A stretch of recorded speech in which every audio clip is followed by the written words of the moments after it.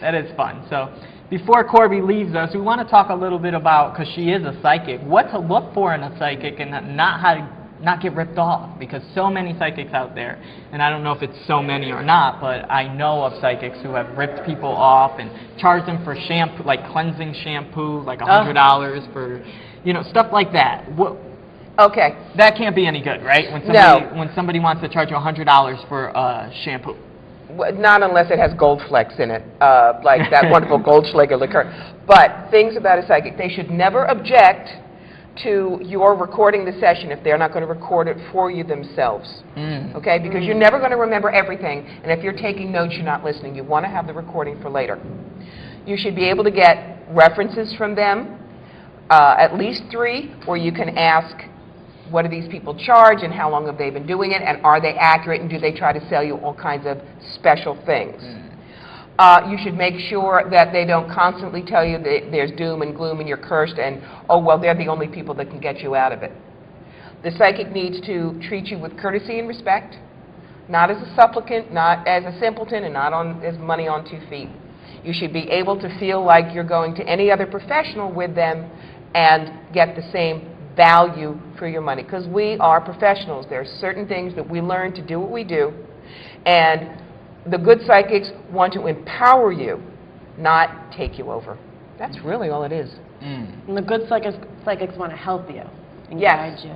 Yes. And not charge you a fortune to do this. So.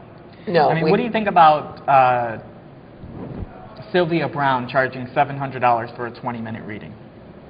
How much did you charge? $700. Oh, so I heard it was 8. I guess she has a special going on. Okay, maybe she had a special not. going. I don't know. Not. We have a right to charge fairly for our services. Right. There is a particular reading that I do, yes, it's a whole $350. Why? Because I do 5 hours of work ahead of the 1 hour time I spend on the phone with you. So you're paying for 6 hours of my time. Think of it that way, and it comes down to a very normal rate. But the whole point is a psychic can charge as little as $10 in Jackson Square, New Orleans, to whatever the traffic will bear. James Van Praagh, John Holland, John Edward, they've all written books, and they have security guards and PR flags to pay, so they're going to charge you more. Okay? Don't equate paying a lot more for being a lot better psychic. It just doesn't work that way. So you can get this. I'm sorry, go ahead. Oh, sorry, Johnny. What's a dangerous psychic? I heard you mention it earlier and it intrigued me. Okay. A dangerous psychic thing, I call these inappropriate actions. Number 1, the psychic tells you that your house or your finances or your family or something are cursed, so they need to take your family jewelry or your will or your stock portfolio or your mortgage and bless it for you. Or they say that somehow they knew you in a past life, and so you owe them and you have to give them money or send them to college or something like that. Oh my God. Third, the psychic tells you whatever you believe in your particular religion is wrong and dangerous, and you have to believe the way the psychic does. And 4, it's very simple, if the psychic makes moves on you. There is one particular psychic I will not name, but he is known for, I mean, we can read anything because we pick up the vibes. I know someone who used to read your shoe or who would read your napkin. This guy reads hair. Wow.